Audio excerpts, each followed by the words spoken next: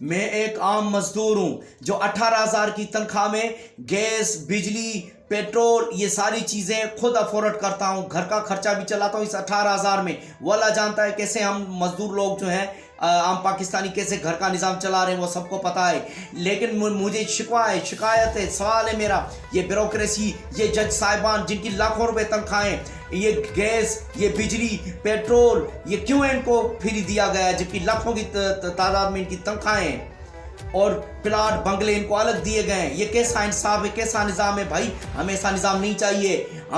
हमें ऐसा बिल्कुल निज़ाम नहीं चाहते हैं। हमें इंसाफ दो। और इनका हमें पता है कि इंसाफ ऐसे नहीं मिलेगा जब तक पाकिस्तानी कौम इनकलाब नहीं ले आती।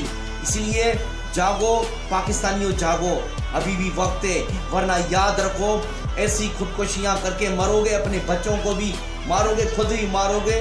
और जैसे हम देखते रहते हैं सोशल मीडिया पे